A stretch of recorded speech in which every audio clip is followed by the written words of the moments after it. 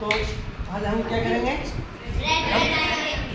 Bread बनाने की कोशिश करेंगे, क्योंकि हम कोशिश कर सकते हैं। हमारे स्कूल में ओवन नहीं है, उसके लिए क्या चाहिए होता है, ओवन चाहिए। पर हमारे पास ओवन नहीं है, हमारे पास क्या है, चूल्हा। क्या है, चूल्हा। हाँ, चूल्हे से हम बनाने की कोशिश करेंगे ब्रेड का। तो ब्रेड बनाने के लिए सबसे इम्पोर्टेंट चीज़ आपको क्या चाहिए? हाँ, आटा तो मिल जाएगा, आपको क्या नहीं मिलेगा? हाँ, तो ये बताओ यीस्ट क्या होता है, क्या होती है यीस्ट? हाँ, एक तरह की फंगस होती है। क्या होती है? हाँ, एक तरह की फंगस जो किसमें मदद करेगी, किण्वन में, जिसे क्या बोलते हैं, फर्मेंटेशन बोलते हैं। क्या बोलते हैं? फर्मेंटेशन। हाँ, फर्मेंटेशन। जो हम आटा लिया, हमने ब्रेड बनाने के लिए क्या लिया, व्हीट फ्लोर, गेहूं का आटा। आप लोगों को पता है गेहूं के आटे में क्या होता है, कार्बोहाइड्रेट होता है। Yes sir. स्टार्च होती है।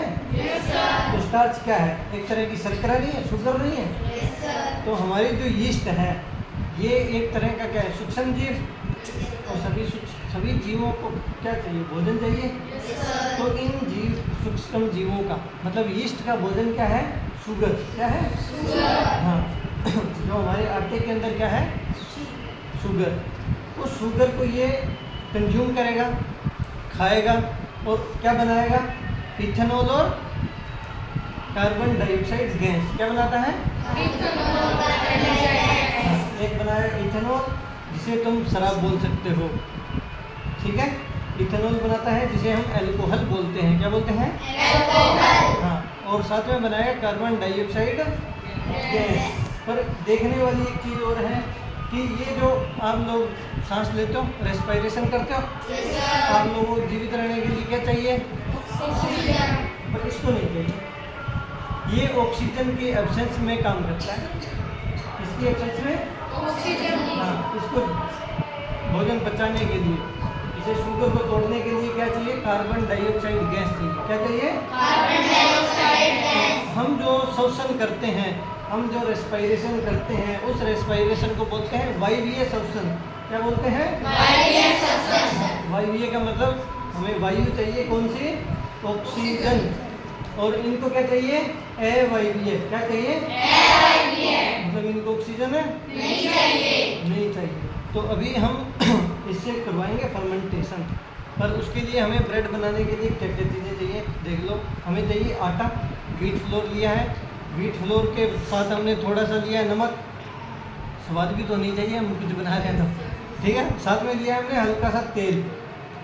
तेल इसलिए लिया है क्योंकि ये यीस्ट जब शुगर को कंज्यूम करेगी और क्या बनाएगी, कार्बन डाइऑक्साइड गैस, तो वो कार्बन डाइऑक्साइड गैस हमारी बाहर नहीं जानी चाहिए। वो कार्बन डाइऑक्साइड गैस ज़्यादा से ज़्यादा हमारे आटे के अंदर, जो गूंदा हुआ आटा होगा ना, उसी के अंदर रहनी चाहिए, ठीक है। जो गूंदा हुआ आटा होगा उसे हम डो बोलेंगे। क्या बोलेंगे, डो। क्या बोलेंगे, डो, ठीक। तो हम बात कर रहे थे आटे की। तो एक आपने रोटी बना ली है गेहूं के आटे की, एक आप रोटी बनाते हो बाजरे की, रागी की, मक्के की। किसकी रोटी अच्छी बनती है, गेहूं की। ऐसा गेहूं के अंदर क्या होता है कि गेहूं की रोटी अच्छी बनती है, जाल होता है, जाड़ नहीं होता, जाल होता है, नेटवर्क बोलते हैं जिसे। क्या बोलते हैं, नेटवर्क। हाँ, हमारे गेहूं के अंदर एक प्रोटीन होता है जिसका नाम है ग्लूटन। क्या होता है, ग्लूटन। क्या नाम है, ग्लूटन। ग्लूटन प्रोटीन दो भागों में बंटा होता है, एक तो ग्लूटेनिन और एक ग्लाइडिन।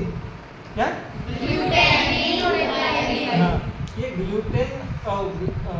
ग्लूटन प्रोटीन है, यही नेटवर्क बनाता है, जाल बनाता है। एक दूसरे के साथ इनकी हाइड्रोजन बॉन्डिंग हो जाती है। जैसे ही पानी मिलाएंगे, जितना ज़्यादा इसे मथेंगे, गूंदेंगे, उसे नीड करना बोलते हैं। जितना ज़्यादा हम नीड करेंगे उतना ही इसका नेटवर्क क्या होता है, स्ट्रॉन्ग हो जाता है, मजबूत हो जाता है। तो उसकी रोटी उतनी ही लचीली और उतनी ही स्ट्रेचेबल बनती है ना।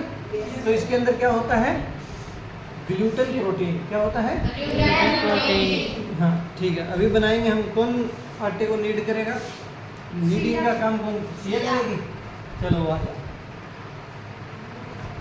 आटे को लो, और जैसे ही आप आटे को नीड करोगे ना, और थोड़े टाइम बाद हम साथ में ये मिला देंगे यीस्ट। कैसी होती है यीस्ट, ठीक है।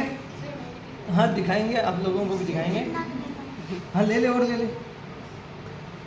थोड़े टाइम बाद छोड़ेंगे ना तो आटे का साइज अपने आप बढ़ जाएगा, वॉल्यूम इसका बढ़ जाएगा, इसका वॉल्यूम अपने आप बढ़ जाएगा, क्योंकि इसके अंदर यीस्ट क्या बनाएगी, कार्बन डाइऑक्साइड गैस। और जैसे ही कार्बन डाइऑक्साइड गैस बनाएगी तो वो कार्बन डाइऑक्साइड गैस बाहर नहीं निकल पाएगी और उसके कारण आटे का वॉल्यूम क्या हो जाएगा, बढ़ जाएगा।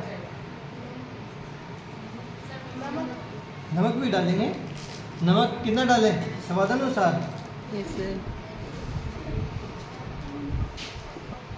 ये डाल दिया हमने नमक। अरे पानी मिला।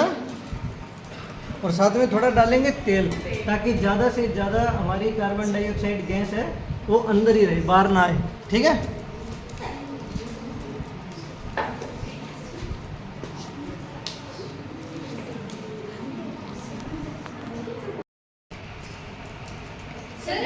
हमने यीस्ट डाल दिया ना।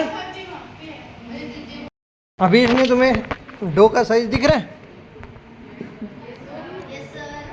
डो का साइज छोटा है?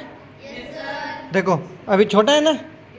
अगर तुम देखोगे तो इसको हम छोड़ देंगे 15-20 मिनट के लिए। कितने मिनट के लिए? 15-20 मिनट। हाँ, और ये 15-20 मिनट के लिए छोड़ेंगे तो उसके बाद देखेंगे कि इसका साइज बढ़ रहा है या नहीं बढ़ रहा। छोटा तो नहीं होगा, बढ़ेगा, ये तो श्योर है। थोड़ा साइज इसका वॉल्यूम थोड़ा बढ़ेगा। ये डो अभी छोटे साइज का है, ये थोड़ा बड़ा हो जाएगा। और जब इसको हम छोड़ते हैं तो इस प्रक्रिया को बोलते हैं प्रूफिंग। क्या बोलते हैं? प्रूफिंग। हाँ, तो अभी हम इसे 15-20 मिनट के लिए प्रूफ करने के लिए छोड़ देते हैं। ठीक है। हमारे बर्नर ना होने के कारण क्या है, जल गया। अगर हमारे पास अवन होता है, क्या होता है, अवन होता, तो ये नीचे से जलता नहीं। पर इसके अंदर देखो तुम, ये नेटवर्क कैसा दिख रहा है आपको, ब्रेड के जैसा दिख रहा है ना।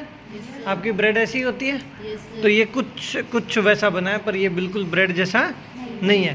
पर आपको एक आइडिया लग गया कि ब्रेड कैसे बनती है। ठीक है, समझ गए।